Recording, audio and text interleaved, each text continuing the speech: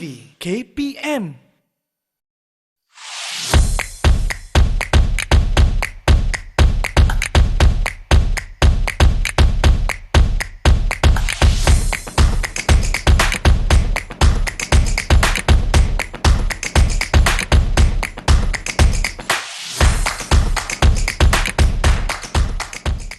Assalamualaikum dan salam sejahtera. Anda sedang menyaksikan program Bina Upaya Didik TV KPM.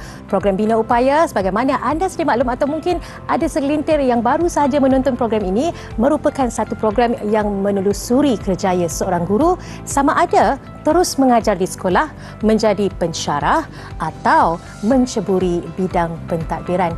Jadi hari ini kami bawakan satu topik yang cukup istimewa, iaitu soal pelan transformasi program matrikulasi. Dan pasti Yuyu tidak berseorangan pada hari ini di studio Didik TV KPM. Yuyu turut ditemani dengan dua tetamu yang lebih arif untuk membincangkan soal program matrikulasi. Assalamualaikum warahmatullahi wabarakatuh. Apa khabar? Baik, alhamdulillah. Doktor, Tuan Haji sihat ya? Sihat, sihat. Okey, saya perkenalkan Dr. Sharifah Sebran Jamila binti Said Imam, iaitu Timbalan Pengarah Sektor Dasar dan Perancangan, serta Tuan Haji Muhammad Kasim bin Haji Jaafar, Timbalan Pengarah Sektor Pembangunan Pelajar. Okey, jadi saya yakin hari ini murid-murid yang menonton serta ibu bapa dapat membuat pilihan yang tepat apabila mendengar penjelasan daripada kedua-dua pakar yang kami bawakan di studio Didik TV pada hari ini. Okey, kita dah sedia mulakan? Yeah. Baik. Okey, sebagaimana kita sedia maklum, program matrikulasi merupakan satu program yang membekalkan pelajar kepada pihak universiti. Ya. Maksudnya, jika menyertai program matrikulasi, pelajar seterusnya dapat menginjak terus ke ijazah sarjana muda. Jadi, Yuyu tertanya-tanya, bagaimana agaknya usaha daripada kementerian sendiri untuk memastikan agar program matrikulasi ini kekal relevan? Okay, Assalamualaikum warahmatullahi wabarakatuh. Terima kasih Yuyu, para penonton yang saya hormati sekalian. Pertamanya saya dan juga Dr. Sharifah serta warga matrikulasi ucapkan terima kasihlah kerana memberikan ruang sekali lagi kepada kami untuk memberikan sedikit maklumat berkaitan dengan program matrikulasi dalam siri Bina Upaya Guru di Didik TV. InsyaAllah dengan maklumat-maklumat yang kami akan maklumkan, insyaAllah akan memberikan gambaran tentang program matrikulasi. Bahkan orang tak kenal maka tak cinta. Jadi saya nak mulakan dengan apa itu program matrikulasi. Ya. Program matrikulasi ini sebenarnya dah 23 tahun kita dah beroperasi, dah lama dah 23 tahun. Dan dalam tempoh 23 tahun itu telah kami melaksanakan pelbagai perancangan dan juga pelbagai aktiviti-aktiviti penambahbaikan yang telah kami lakukan bagi memastikan program ini kekal. Dan penubuhannya adalah hasil daripada keputusan Mesyuarat Jemaah Menteri pada 10 Mac 1999. Dan kami telah melaksanakan program ini di 15 buah kolej matrikulasi dan 2 kolej semara di seluruh negara. Dan alhamdulillah sehingga kini dah 23 tahun ini kami telah menghasilkan hampir 500,000 orang pelajar, yang mana pelajar-pelajar ini telah kami tempatkan di universiti, sama ada di dalam negara ataupun di luar negara, sama ada di IPT ataupun IPTS. Dan alhamdulillah mereka ini telah bekerja dalam kerjaya masing-masing dan telah memberikan sumbangan kepada bangsa dan negara. Alhamdulillah. Dan untuk kekal seperti saya maklumkan tadi, untuk 23 tahun ini, seperti saya masukkan tadi, ialah kami bukan satu cabaran yang besar pada kami sebenarnya, yang mana kami sentiasa perlu memastikan bahawa program ini sentiasa relevan. Untuk relevan ini ialah kami perlu melakukan penambahbaikan dari masa ke semasa, dan dengan itulah kami terpaksa melaksanakan program strategik, pelan-pelan strategik, yang mana pelan strategik ini akan dapat memastikan penambahbaikan kami laksanakan secara menyeluruh dan secara bersepadu yang melibatkan warga matrikulasi. Dan oleh itulah untuk yang terkini ni kami telah memperkenalkan pelan transformasi program matrikulasi 2021-2025, yang mana pelan ini akan menjadi rujukan utama kepada semua warga matrikulasi. Apakah yang nak dicapai dan apakah sasaran yang kami perlu perlu capai untuk memastikan program ini terus kekal relevan dan diterima oleh pelajar-pelajar yang menduduki yang lepasan SPM untuk mengikuti program pra-universiti. Dan alhamdulillah setakat ini kami merasakan cukup banggalah kerana kami masih lagi kekal relevan dan menjadi antara pilihan utama pelajar-pelajar cemerlang lepasan SPM untuk melanjutkan pelajaran peringkat pra-universiti dan mereka akan ditempatkan ke universiti selepas saja tamat di pengajar di program matrikulasi. Itu dia, alhamdulillah masih relevan dan akan terus kekal relevan insya-Allah ya. Jadi doktor sebentar tadi Haji ada sebut tentang PTPM 2021-2025 sebagai rujukan utama dan panduan. Jadi Yuyu nak tahu, mungkin doktor boleh jelaskan dengan lebih lanjut lagi apakah sebenarnya objektif pelan transformasi ini? Okey, terima kasih Yuyu. Assalamualaikum warahmatullahi wabarakatuh pada penonton yang dikasihi. Jadi seperti mana yang diterangkan oleh Haji Kasim tadi, bahawa program matrikulasi ini telah pun berada, maknanya sehingga kini telah berusia 23 tahun. Jadi setelah berusia 23 tahun, dia ada satu suntikan untuk kami, untuk bahagian matrikulasi, untuk melihat ke depan ke mana hala tuju program matrikulasi. Jadi warga matrikulasi telah menyediakan plan pembangunan, plan transformasi program matrikulasi, di mana kami telah membuat libat urus yang menyeluruh yang melibatkan warga matrikulasi, dan juga kami juga telah melihat daripada agensi-agensi lain apakah pembangunan pembaruan yang perlu kami bawa untuk program matrikulasi. Jadi setelah kita bermula daripada tahun 2019, di mana plan transformasi program matrikulasi 2021 hingga 2025 ini berhasrat, di mana mempunyai 5 objektif utama, 5 aspirasi, kita ada 41 inisiatif dan juga 46 KPI. Di mana plan ini berhasrat untuk melahirkan pelajar yang universal, berotonomi, yang berteknologi tinggi, maknanya fasih digital dan berdaya saing di peringkat nasional dan global. Yang kedua ialah menyediakan kurikulum yang dinamik, yang berasaskan perubahan yang melibatkan pembelajaran yang aktif dan bermakna. Yang ketiga, pembangunan profesionalisme yang berterusan dan bersasar untuk memastikan tenaga pengajar kami berkualiti seiring dengan perkembangan semasa. Seterusnya ialah di samping kami tadi, fokus kami tadi kepada pelajar dan juga tenaga pengajar, bahagian matrikulasi juga melihat kepada kemudahan infrastruktur dan infrastrukturnya, di mana kami berhasrat untuk membangunkan maknanya kemudahan yang moden, yang selesa, yang memberi kesejahteraan kepada pelajar lah bila mereka mengikuti program matrikulasi. Dan paling akhir ialah tadbir urus pengurusan kewangan yang mampan dan cekap, yang boleh kita jadikan itu sebagai fokus untuk pengoperasian program matrikulasi selanjutnya.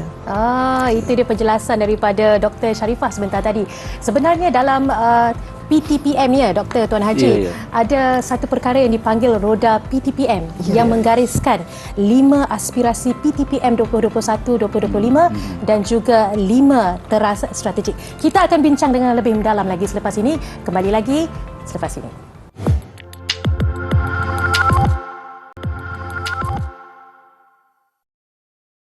Anda masih bersama Bina Upaya Guru bersama saya Nurul Huda Abdul Aziz dan juga Dr. Sharifah serta Tuan Haji. Jadi sebentar tadi Yuyu ada sentuh sedikit tentang teras strategik dalam PTPM 2021-2025. Mungkin doktor boleh terangkan terlebih dahulu dan Tuan Haji juga boleh bersama-sama. Silakan Tuan Haji. Ya, okey. Terima kasih Yuyu. Seperti yang dimaklumkan Dr. Sharifah tadi tentang ada 5 teras strategik yang terkandung dalam plan transformasi program matrikulasi. Dan setiap teras strategik itu ada inisiatif strategik yang perlu kami laksanakan sesuai dengan teras strategik yang kami pilih, dan setiap inisiatif strategik itu ada KPI yang perlu kami capai dan jadikan sebagai sasaran kami yang perlu kami laksana dan juga pastikan ianya salah boleh mungkinlah melebihi daripada sasaran tersebut pada setiap tahun sehingga tahun 2025. Misalnya contohnya bagi teras 1. Teras 1 ialah tentang kebahasian bakat, yang mana fokus kami ialah untuk menghasilkan pelajar yang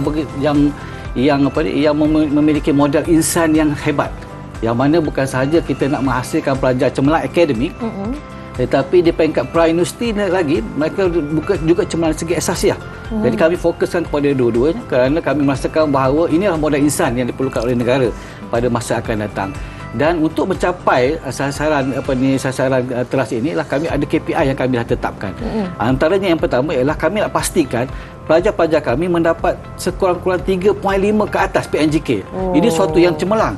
Kerana yes, dengan kecemerlangan ini membolehkan pelajar bersaing untuk mendapat tempat dalam fakulti-fakulti yang kritikal di universiti.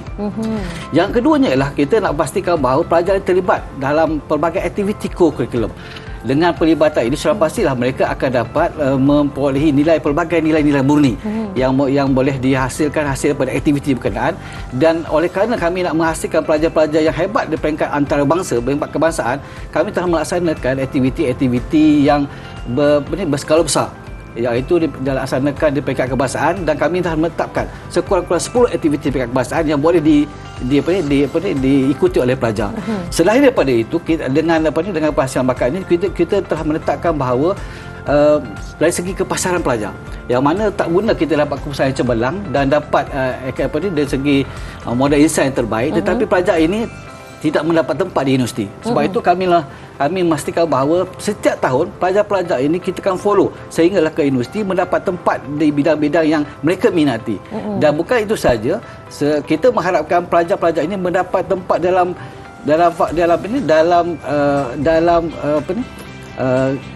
pilihan keutamaan mereka. Apa bidang yang mereka mahu ya? Pilihan yang pertama. Jadi itu 2 daripada Tuan Haji. 3 mungkin doktor boleh sambung tentang teras strategik seperti ini. yang Haji nyatakan tadi, pertama ialah tentang pelajar. Yang kedua ialah tentang kurikulum yang dinamik. Kita juga nak menyediakan future readiness curriculum untuk masa depan. Yang ketiga, teras strategik yang ketiga ialah pembangunan profesionalisme yang berterusan dan bersasar. Dalam teras ketiga ini, kami mensasarkan melahirkan pemimpin yang berkredibiliti, pemimpin pertengahan yang berfokus, yang mempunyai kompetensi yang tinggi, mempunyai kemahiran. Yang ketiga, keempat, kami berhasrat untuk melahirkan pensyarah yang kompeten dan berkemahiran tinggi, di mana peranan pensyarah ini sangat penting. Kalau kita nak program yang berkualiti, mestilah gurunya juga berkualiti dan berkompeten. Betul. Dan keempat ialah warga matrikulasi juga menyumbang kepada pencapaian pelajar. Strategi yang keempat ialah tentang pembangunan infrastruktur dan infrastruktur, di mana kita berhasrat mewujudkan infrastruktur yang lebih moden, selesa dan juga memberi kesejahteraan kepada pelajar, di mana kami telah mengambil kira, sebab selama ini kita tidak memfokuskan tentang penyelenggaraan, nak memodernkan institusi kami. Jadi di dalam plan ini kami berhasrat untuk memodernkan institusi kami dari segi tempat kediaman pelajar, fasiliti, bilik tutorial, bilik kuliah, supaya pelajar dapat belajar dengan lebih selesa dan sejahtera. Dan ini akan menyumbang kepada pelajar yang berkualiti. Betul. Dan keempat ialah tadbir urus yang mampan, di mana dari segi pengurusan kewangan yang cekap, yang boleh membuat perancangan yang menyeluruh dalam tempoh 5 tahun yang kami rancang ini. You yakin ada elemen-elemen lain yang diterapkan yang diambil kira dalam pelan transformasi program matrikulasi ini. Tapi Doktor, Yuyu masih tertanya-tanya, adakah ada KPI atau inisiatif strategik yang telah pun dicapai? Okey, seperti yang Tuan Haji nyatakan tadi, setiap teras ini dia ada inisiatif dan KPI yang ditetapkan untuk kita capai dari tahun ke tahun, yang di mana kami setiap tahun akan membuat mid-year review, end-year review untuk melihat sama ada sasaran kami tercapai atau tidak.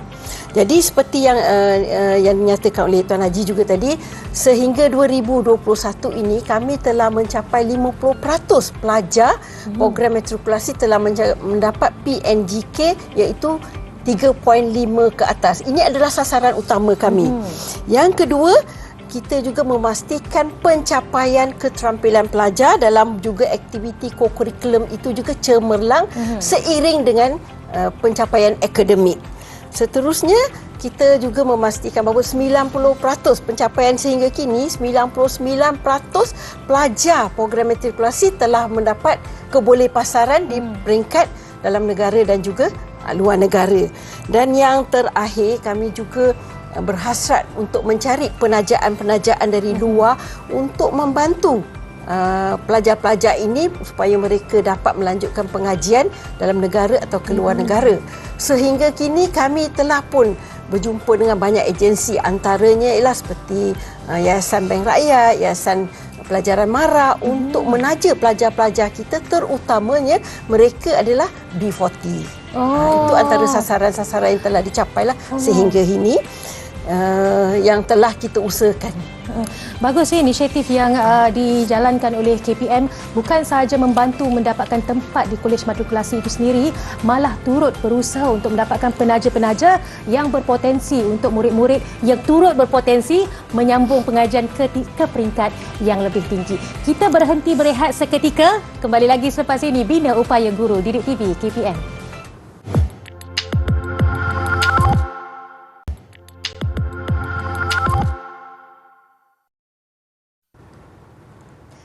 Masih lagi bersama Bina Upaya Guru Didik TV KPM. Jadi sebentar tadi kita telah pun mendengar penjelasan daripada Dr. Sharifah tentang bagaimana KPM telah mencapai beberapa KPI sebagaimana yang disasarkan. Untuk mencapai KPI ini, pastinya ada aktiviti-aktiviti yang dirancang dengan baik. Apakah agaknya aktiviti-aktiviti itu?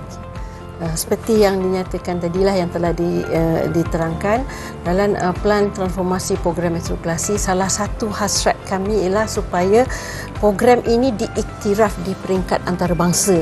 Jadi supaya pelajar-pelajar kami ini boleh menyambung pengajian direct entry ke program-program antarabangsa. Antaranya ialah di mana hasrat kami supaya program ini diiktiraf oleh universiti-universiti the top 100 QS ranking, world ranking di Ivy dunia. League Universities. Sehingga kini telah 45 negara, 45 universiti di luar negara telah mengiktiraf program matrikulasi. Daripada 45 itu adalah 21 universiti top ranking tadilah, top world ranking. Jadi ini memberi peluang kepada pelajar-pelajar matrikulasi untuk direct entry. Mereka tidak perlu mengambil apa-apa peperiksaan. Bila sijil-sijil matrikulasi diiktiraf, mereka boleh dapat direct entry. Ini satu peluang yang sangat baik, yang jarang-jarang pelajar mendapat peluang seperti ini. Selain pada itu, apa yang kami hasratkan, di mana program matrikulasi berhasrat untuk melahirkan pelajar yang berilmu dari segi pengetahuan, berkemahiran dalam bidang kepimpinan, membawa diri mereka.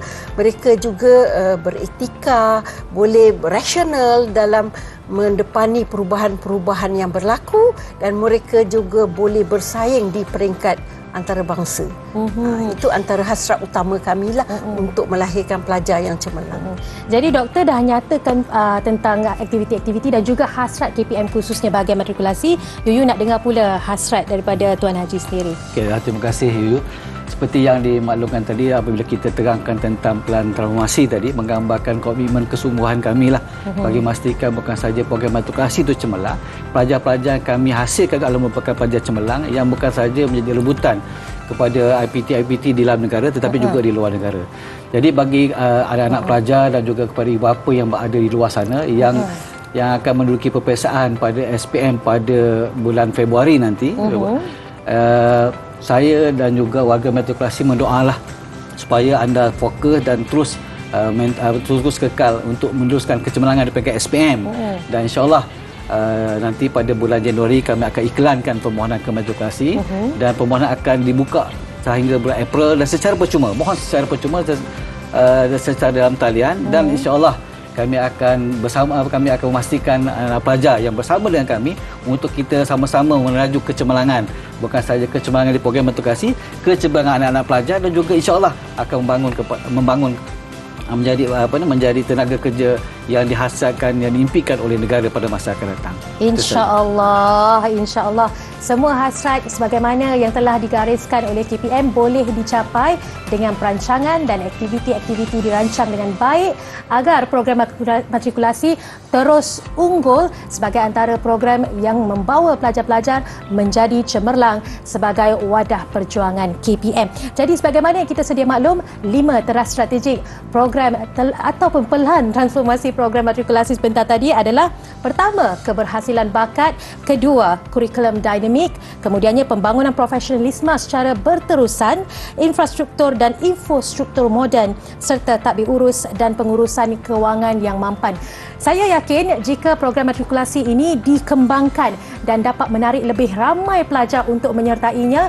Program ini akan membawa negara ke satu tahap yang lebih tinggi, khususnya jika para pelajar mendapat tempat di universiti-universiti unggul di dunia. Ini sahaja setakat ini program khas Bina Upaya Guru Pelan Transformasi Program Matrikulasi. Topiknya, sampai jumpa lagi. Assalamualaikum dan salam hormat. Bye.